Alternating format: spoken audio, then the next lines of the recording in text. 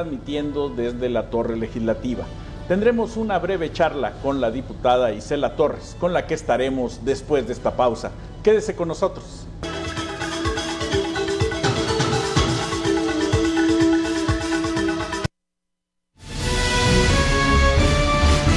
Chihuahua Digital. En un momento, más información.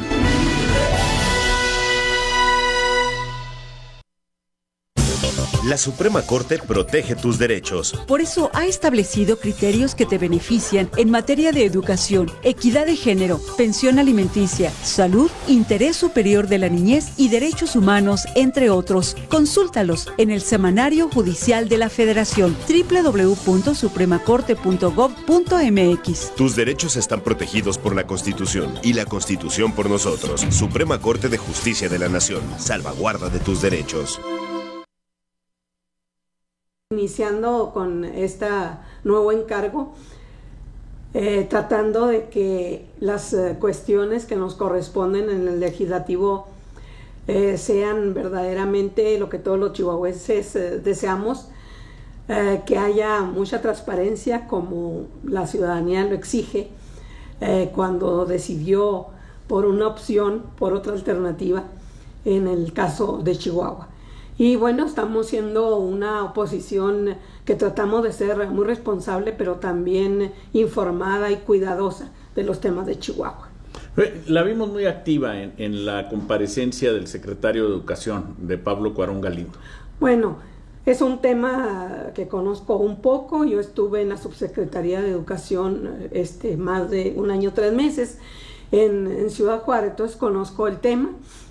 El secretario de Educación nos presenta el deber ser, el ideal, lo que necesitaría el Estado de Chihuahua. Sabemos que Chihuahua hizo un gran esfuerzo durante los 6 años anteriores, con mucha gente, no nada más del Ejecutivo, con mucha gente para que la educación mejorara, para darle espacios a muchos jóvenes que nosotros sabíamos que andaban en las esquinas o vendiendo drogas o andaban de sicarios. Se hizo un gran esfuerzo porque esos muchachos no los tuviéramos en las cárceles y no los tuviéramos en las funerarias, que era donde los teníamos a muchos de ellos, donde los hemos tenido muchos de ellos, lamentablemente. Las cárceles eran como universidades del crimen, iban a entrar por un delito Así menor, es. Iban a salir peor. Jovencitos de 14, 16 años ya purgando cadenas perpetuas. Entonces se hizo un gran esfuerzo. Llegan ahora con este nuevo amanecer y descubrimiento, según ellos, del hilo negro, y nos dicen lo que se necesita. Entonces digo, es que nos dicen lo que debe de ser, pero ¿qué es lo que van a hacer en Chihuahua? Se nota un gran desconocimiento. Lamentablemente se ve a misma gente que se ha reciclado, que se venden muy bien, que se reciclan, pero se reciclan con los mismos vicios. Entonces difícilmente cambia alguna institución cuando se llenan o de traidores o de gente que, si bien critican algo en la administración anterior, también deben de tener responsabilidad porque fueron parte de la misma. Oye, parece ser que ya no se va a aceptar a todo mundo en las instituciones de educación superior. Fíjese qué mal, porque recuerda que en la campaña del hoy gobernador, una de las cosas que se dijo es precisamente que iba a haber cobertura total, que todos los muchachos iban a entrar, iban a tener una educación gratuita. Llega el secretario de Educación y dice que bueno, que fue una propuesta del corazón, no de la razón.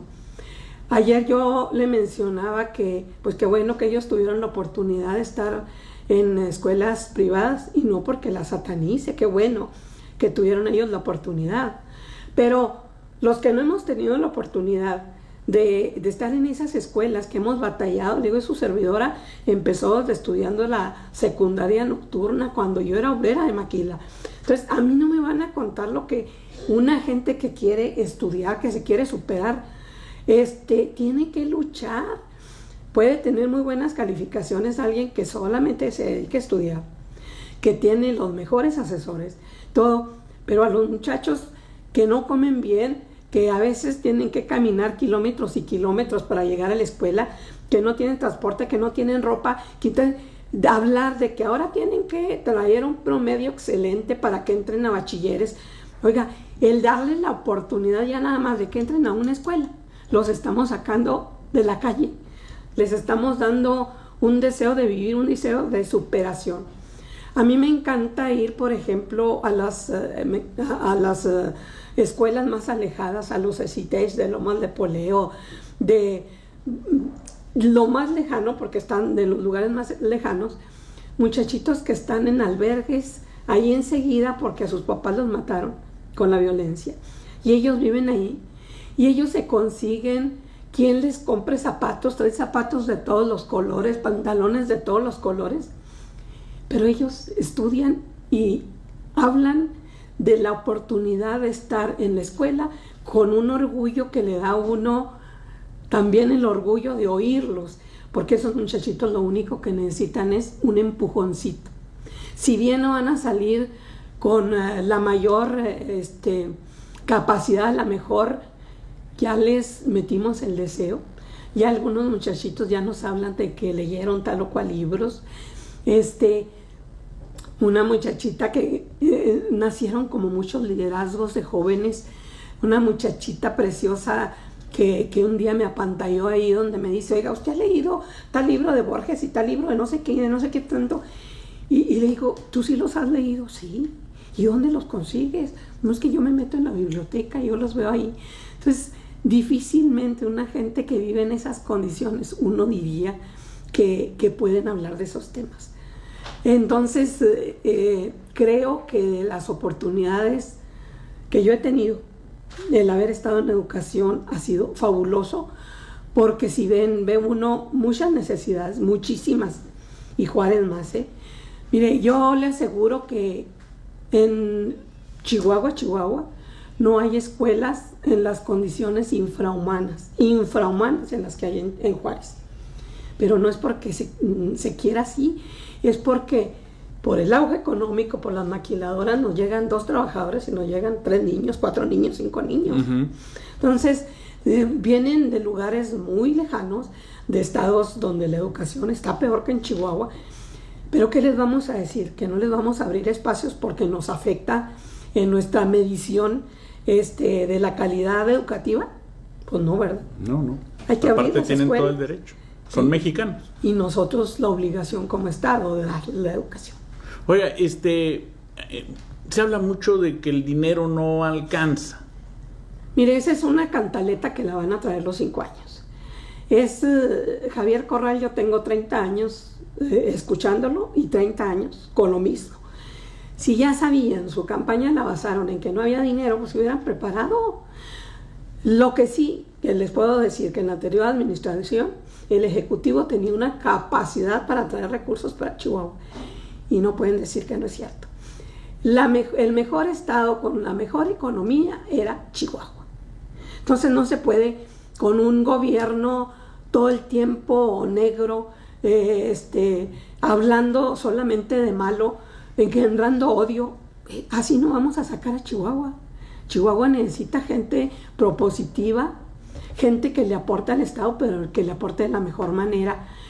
Yo creo que de odio, de sembrar discordia, nos vamos a cansar la gente de Chihuahua y muy pronto. Bueno, también se siente como que por parte de la administración estatal, como que hay una generalización en el tema de, como un enfrentamiento con los maestros. Y también como que generalizan, todos son malos, todos son flojos, todos están mal preparados, todos.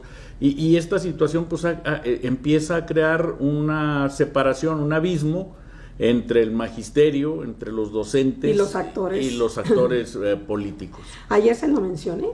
Me preocupa muchísimo ese enfrentamiento con la dirigencia del CENTE, porque yo le puedo decir que yo, con todas las estructuras, tanto del subsistema estatal con el federal, lleve una excelente relación, porque sabe que ellos nada más piden las herramientas para trabajar. A los maestros no les damos nada, solamente se les da su sueldo.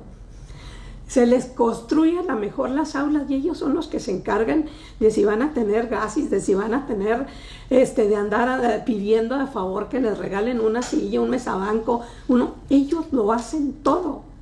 Entonces no podemos decir que la educación está mal porque tienen la culpa los maestros. Y yo ayer se los recalqué a él. Porque lo único que tenemos que hacer es, él dice que están desmotivados los maestros, y la maestra María Antonieta, la diputada María Antonieta Mendoza le dijo que no. Los desmotivados son los funcionarios, que no saben decir, en vez de ver de qué manera ayudan, buscan echarle la culpa a todos. Todo el mundo tiene la culpa, menos ellos. Y eso, pues lamentablemente, lo único que demuestra es una incapacidad total para gobernar. Yo lo que he notado es como que cuestiones que se han superado, por ejemplo, los maestros comisionados, que de acuerdo a la reforma educativa ya no hay maestros comisionados. Y si hay, son muy pocos. Son muy pocos, son los menos. Sí. Y de repente hablan de miles de maestros que estuvieron comisionados en el sexenio anterior. Y entonces... Todavía se podía, mire.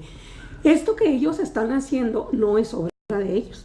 El mandar a los maestros comisionados se quitó por la nueva ley de educación. Entonces, no es una cosa de ellos, son las reformas que hizo el gobierno federal, pero se ha estado haciendo los últimos 2 años y los maestros, ellos solo se han ido incorporando a las diferentes escuelas. No se puede sacar todos de un jalón, porque cuando se determinó que no debe haber maestros en áreas administrativas, la SEP, el gobierno estatal y federal, no contempló presupuesto para las áreas administrativas. Entonces no se podía quitar a todos los maestros que estaban comisionados porque no había presupuesto. Para contratar quien ocupara esos cargos. Exacto. Entonces tenía que ser necesariamente con la gente que tenía las comisiones. Poco a poco han ido abriendo los espacios, se han ocupado las plazas que ellos tenían y así se ha ido contratando gente, pues que no son maestros, ¿verdad? Sí. Gente civiles, les decía yo, gente que no tienen una plaza de maestro. Pero ¿por qué no se hizo todo de un jalón? Porque no había presupuesto. Y también hay 2 cosas que me llaman la atención. Perdón. Una es que muchos maestros comisionados regresaron después de 10, de 12 años a su centro de trabajo y obviamente ya su cátedra o su docencia, pues había otra persona que la impartía, no le estaba... Y ahora él está, podríamos decir, descargado. Y dicen, es que ese maestro no hace nada. Pues no hace nada porque, pues, ¿qué hace? ¿Dónde lo acomodamos? No, pero algunos sí los han acomodado. Otros no han querido acudir a las evaluaciones y mucha gente de esas se ha jubilado.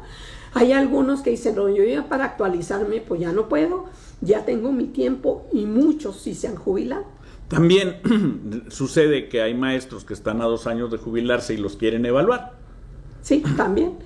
Bueno, pero en esos casos ya no entran tanto. Hay algunos también que ya cuando tienen determinada edad, no recuerdo exactamente ahorita, ellos ya no entran en las evaluaciones. También me he topado y he preguntado porque obviamente la infraestructura educativa con el presupuesto que se tiene en todo el país, no hablo del estado de Chihuahua, pues se preocupan por reponer un vidrio más que por otras cosas.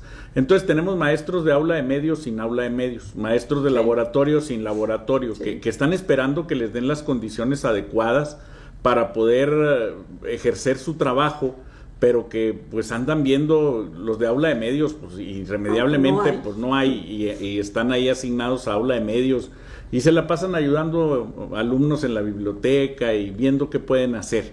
Esta situación también pues le compete al Estado, le compete al sindicato, ¿a quién le compete? Yo creo que le compete a los 2 subsistemas.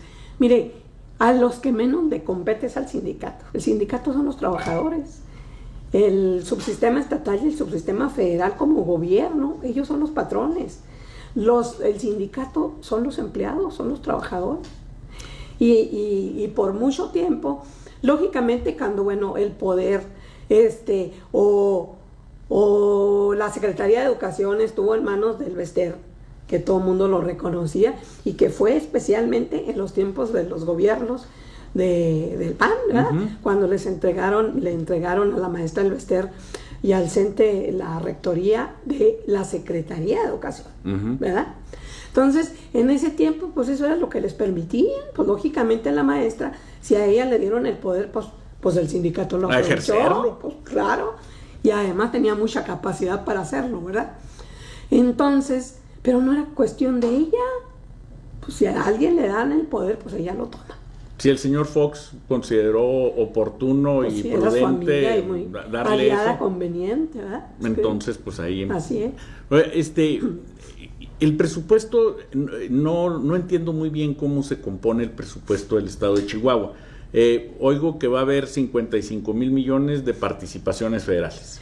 Mire, normalmente siempre son más las participaciones federales. Los ingresos propios son muy pocos. ¿Cuáles son los ingresos propios? ¿De qué tiene ingresos propios el Estado? Los ingresos propios son los impuestos, los aprovechamientos, todo lo que se cobra a nivel estatal. ¿Sí? Okay. Las licencias, todos los cobros estatales, derecho vehicular, todo eso. Pero normalmente vienen, muchos de los programas son federales, muchos de ellos vienen etiquetados, casi todos el dinero federal viene etiquetado. El comprobar 100 pesos del gobierno federal es muy difícil, se tienen que y lo que cumplir. no se ejerce se pierde. Normalmente se ejerce, se hace, muchos son empates que le llaman, el que dice el gobierno yo te pongo tanto y tú pones tanto. Ellos también hablan de algunos fondos que se perdieron supuestamente porque no hubo empate, pero también tienen parte de la responsabilidad ellos, porque cuando habló el anterior gobierno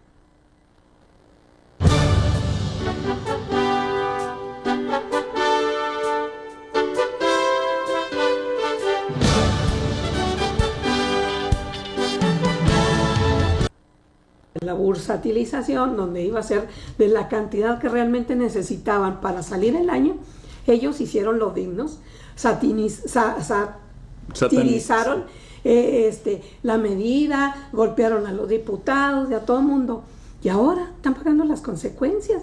Ese dinero tenía que haberse pedido porque tenía que haber estado aquí para los compromisos ya contraídos.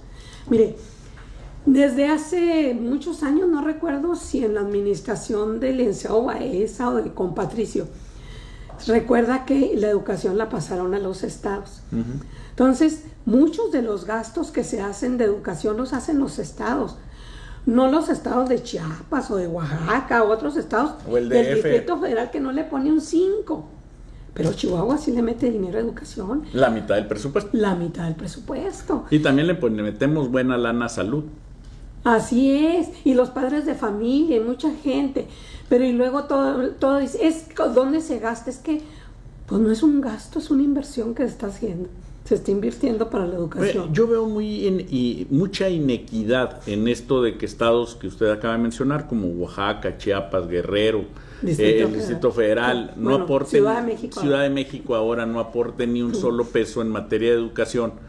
Y el estado de Chihuahua tenga que ejercer la mitad de su presupuesto para ello. Pues sí, pues ahí se tendrá que seguir peleando con la federación o que todos lo hagan parejo, ¿verdad? Pero yo creo que a estas alturas todavía pues hay muchos estados también pues que viven prácticamente de las participaciones. Nada de recursos propios. Muy pocos. Y aparte a nosotros como que nos tratan como ricos en la federación, nos ve como muy pudientes. Bueno, porque tenemos una capital muy bonita. Y por eso dicen que nosotros tenemos mucho dinero. Yo creo que algunos, pues sí tenemos un poquito de más servicio, de más calidad de vida, que no estamos exentos de polígonos de pobreza extrema, lo reconocemos. Pero bueno, pues que si no también es Jauja, comparados, es Chihuahua. Ajá. Pero lo que pasa es que la gente del norte de Chihuahua, pues también le ponemos más al trabajo, ¿verdad? Claro. A nosotros o trabajamos o tenemos mucho frío en invierno, o trabajamos o no soportamos el calor en el verano, entonces hay que trabajar. Fíjese que yo creo que al estado de Chihuahua lo que más le afecta son los promedios. Porque siempre que nos promedian la temperatura dicen, mira, 0 y 40, o sea que está en 20, viven felices. Y eso nos trae a nosotros de las orejas aquí en el estado. Sí. Y también dicen que somos pues muy ricos aquí porque tenemos mucho territorio, pero pues que se vengan a ver el territorio cómo estás y sacarle vegetación a algunas partes es durísimo. El ver una florecita es un triunfo, ¿eh? Pero qué bonito nuestro desierto, a mí me fascina el desierto. También, ¿usted cree que la administración estatal favorezca más a Ciudad Juárez en esta administración o Nunca no? lo ha hecho. Yo le puedo decir con conocimiento de causa porque tengo mucho tiempo en esto y conociéndolo. En Juárez, al actual gobernador no le debemos nada, ni un 5 que haya traído a Juárez. Bueno, pero como senador o como diputado, Nada, me imagino que debe haber nada, atraído nada, recursos, ¿no? Nada. Que me compruebe que ha llevado, que ha gestionado para Juárez, nada. Y también está, pues ahora los recursos para la pavimentación en Juárez, como que ya también le metieron mano ahí, ¿no? A esa cuestión. Todavía no hay, se van a tomar las decisiones en esto del fideicomiso. Habían decidido que era para pavimentación y ahora después dicen que para otras obras. Lógicamente los que estaban en el fideicomiso, pues como siempre son los dueños del pueblo y ellos querían que les hicieran un centro de convenciones para hacer sus negocios ahí. El pueblo pide que sea para lo que se habló inicialmente, que fue para pavimentación, y ahora, bueno, con este nuevo comité en ese fideicomiso, pues a ver qué decisión se toma. Pero será muy diferente la decisión. Pues vamos a ver qué tan... el municipio de Juárez pide pavimentación, la gente de Juárez pide pavimentación, pero luego con este enfrentamiento que traemos entre Juárez y Chihuahua nuevamente, bueno, pues yo no creo que vayamos a salir muy beneficiados los juarenses. Y luego también, de repente, que son cosas que no sabremos hasta el 21 de enero, pero empiezan a decir que nos van a regresar una gran cantidad de paisanos y que se van a quedar en Juárez muchos esperando regresar, y todos los deportados, y que si tenemos la capacidad de atenderlos y empleo y todo. No, pues claro que no la tenemos. Sí es preocupante. Claro que no la tenemos, no hay suficiente empleo, además muchísima de la gente que viene de allá, pues no trae nada absolutamente. La maquiladora puede ser porque hay muchos espacios, fíjese que increíblemente, donde quiera se ve que hay están solicitando empleados. Y muchos restaurantes de servicios, de todo, no consiguen trabajadores. Qué paradójico, ¿eh? Sí, empieza a haber una escasez de empleo, de pues empleados. No, de empleados, al revés. Sí, o sea, tenemos sobre oferta de trabajo. Ahora, 20,000 decían la última vez, más o menos. No, yo creo que más, porque por donde usted vea, maquiladoras, restaurantes, guarderías, todo el mundo anda batallando para conseguir empleo. Oiga, yo antes de que termináramos, a mí me gustaría, si nos puede, para nosotros y para nuestro público, mandarles un mensaje, sobre todo porque el 2017 nos lo pintan tan feo que ya no queremos que llegue. No, me da muchísimo gusto, les agradezco esta entrevista, esta invitación, y con muchísimo gusto desearles a ustedes, a su auditorio, lo mejor para las fiestas de esta Navidad y el próximo año. En diciembre y enero siempre nos asustan, nos ponen un panorama muy difícil, pero yo creo que hay que ser muy optimistas porque los ciudadanos somos los que vamos a sacar adelante esto. No podemos estar esperando que nos solucionen ni Estados Unidos, que va a ser una relación imposible, y buscar de la mejor manera pues que en México aprendamos a vivir pues con lo que tenemos en México, ¿verdad? Vamos a tener que ser productivos y ser ahorradores, y yo creo que estamos aprendiendo. Va a ser difícil, pero los chihuahuenses siempre han superado todos los retos que le ponen enfrente. Ahí habrá otras gentes de otras latitudes que se fijen en nosotros, ¿verdad? Como puede ser Asia o puede ser Europa, que tampoco van a estar muy bien en sus relaciones con Estados Unidos. Muchas gracias, diputada. A ustedes, muchísimas gracias.